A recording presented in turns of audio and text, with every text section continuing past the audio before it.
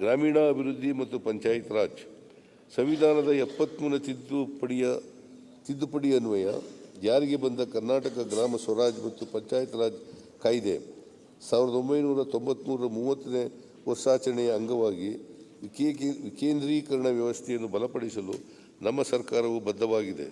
ಜವಾಬ್ದಾರಿ ನಕ್ಷೆಯನ್ನು responsibility mapping ವೈಜ್ಞಾನಿಕವಾಗಿ ರೂಪಿಸುವ ಮೂಲಕ ಸಂವಿಧಾನದ 73ನೇ ತಿದ್ದುಪಡಿ ಅನ್ವಯ ಗ್ರಾಮ ಪಂಚಾಯಿತಿಗಳಿಗೆ ಹಂಚಿಕೆಯಾಗಿರುವ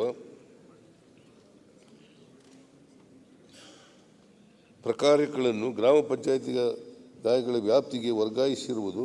ಈ ಮೂಲಕ ಸ್ಥಳೀಯ ಸಮಸ್ಯೆಗಳಿಗೆ ಸ್ಥಳೀಯವಾಗಿಯೇ ಪರಿಹಾರ ತಂದುಕೊಳ್ಳುವ ಅಧಿಕಾರವನ್ನು ಗ್ರಾಮ ಪಂಚಾಯಿತಿಗಳಿಗೆ ನೀಡಲಾಗುವುದು. ಭಾರತ ಸರ್ಕಾರವು ಜಲಜೀವನ್ ಮಿಷನ್ ಯೋಜನೆಯನ್ನು ತನ್ನ ಮಹತ್ವಾಕಾಂಕ್ಷಿ ಯೋಜನೆ ಎಂದು ಬಿಂಬಿಸಿಕೊಳ್ಳುತ್ತಿದ್ದರೂ ಇದರಲ್ಲಿ ರಾಜ್ಯಗಳ ಪಾತ್ರ ಹೆಚ್ಚಿನದಾಗಿದೆ.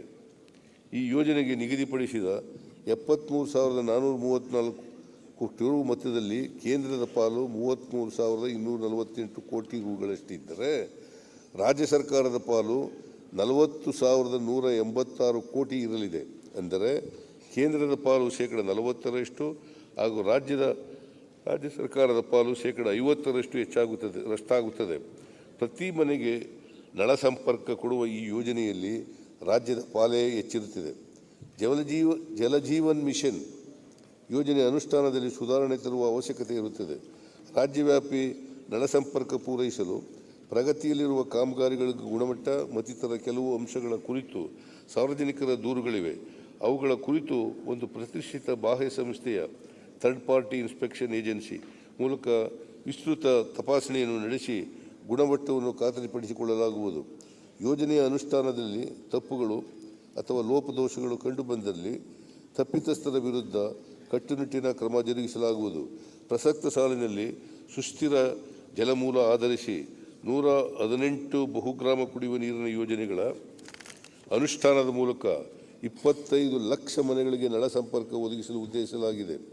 ಮಹಾತ್ಮ ಗಾಂಧಿ ರಾಷ್ಟ್ರೀಯ ಗ್ರಾಮೀಣ ಉದ್ಯೋಗ ಖಾತರಿ ಯೋಜನೆಯ ಅಂದಿನ UPA ಸರ್ಕಾರ ಜಾರಿಗೊಳಿಸಿದ ವಿಶ್ವದ ಅತಿ ದೊಡ್ಡ ಉದ್ಯೋಗ ಸೃಜನೆ ಕಾರ್ಯಕ್ರಮವಾಗಿದೆ.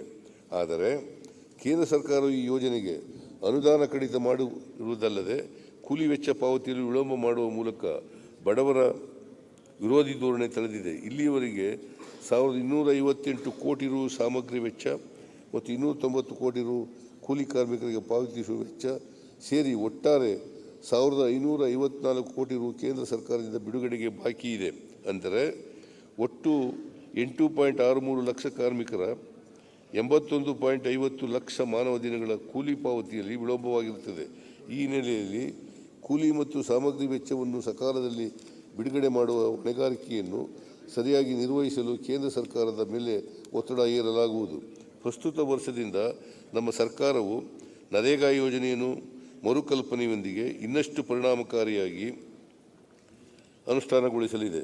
ನರೇಗಾ ಯೋಜನೆ ಅಡಿಯಲ್ಲಿ ಪ್ರಸಕ್ತ ಸಾಲಿನಲ್ಲಿ 5,000 ಗೋಮಾಳ ಪ್ರದೇಶಗಳು, 50,000 ಎಕರೆ ಹುಲ್ಲುಗಾವಲು ಪ್ರದೇಶಗಳು, 2 ಲಕ್ಷ ಬರ ಪರಿಹಾರ ಕಾಮಗಾರಿಗಳನ್ನು, 81,000 ಪ್ರವಾಹ ನಿಯಂತ್ರಣ ಕಾಮಗಾರಿಗಳು ಹಾಗೂ 4,268 ಭೂಕುಸಿತ ತಡೆ ಕಾಮಗಾರಿಗಳು ಮತ್ತು 27,903 ಗ್ರಾಮಗಳಲ್ಲಿ ಸ್ಮಶಾನ ಭೂಮಿಯನ್ನು ಶಾಂತಿಧಾಮಗಳನ್ನಾಗಿ ಅಭಿವೃದ್ಧಿಪಡಿಸುವ ಕಾಮಗಾರಿಗಳನ್ನು ಕೈಗೆತ್ತಿಕೊಳ್ಳಲಾಗುವುದು.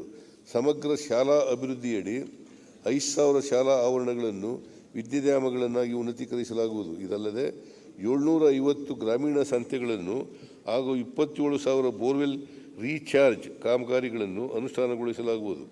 ಗ್ರಾಮ ಪಂಚಾಯಿತಿಯ ಗ್ರಂಥಾಲಯಗಳನ್ನು ಅರಿವು ಕೇಂದ್ರಗಳು ಎಂದು ಮೇಲ್ದರ್ಜೆಗೇರಿಸುವ ಮೂಲಕ ಡಿಜಿಟಲ್ ಕಲಿಕಾ ಸಾಮಗ್ರಿಗಳು, ವೃತ್ತಿಪರ ಮಾರ್ಗದರ್ಶನ ವ್ಯವಸ್ಥೆ, ಸಂವಿಧಾನದ ಶೈಕ್ಷಣಿಕ ವ್ಯವಸ್ಥೆ, ವಿಶೇಷ ಚೇತನಶೇಹಿ ತಾಂತ್ರಿಕತೆ ಹಾಗೂ ನುರಿತ ವ್ಯಕ್ತಿಗಳಿಂದ ಜ್ಞಾನಾರ್ಜನೆ ಮುಂತಾದ ಸೌಲಭ್ಯಗಳನ್ನು ನೀಡಲಾಗುವುದು.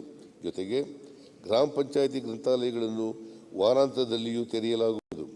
ಮಹಿಳೆಯರಿಗೆ ಹೆಚ್ಚಿನ ಉದ್ಯೋಗಾವಕಾಶ ಕಲ್ಪಿಸಲು ಹಾಗೂ 6 ವರ್ಷದ ಒಳಗಿನ ಮಕ್ಕಳ ಆರೋಗ್ಯ, ಪೌಷ್ಟಿಕತೆ ಮತ್ತು ಸುರಕ್ಷತೆಗಾಗಿ ಕೂಸಿನ ಮನೆ ಎಂಬ ಹೆಸರಿನಲ್ಲಿ 4,000 ಗ್ರಾಮ ಪಂಚಾಯಿತಿಗಳಲ್ಲಿ ಶಿಶುಪಾಲನಾ ಕೇಂದ್ರಗಳನ್ನು ನರೇಗಾ ಯೋಜನೆ ಹಾಗೂ ಮಹಿಳಾ ಮತ್ತು ಮಕ್ಕಳ ಅಭಿವೃದ್ಧಿ ಇಲಾಖೆಯ ಸಹಯೋಗದೊಂದಿಗೆ ಪ್ರಾರಂಭಿಸಲಾಗುವುದು.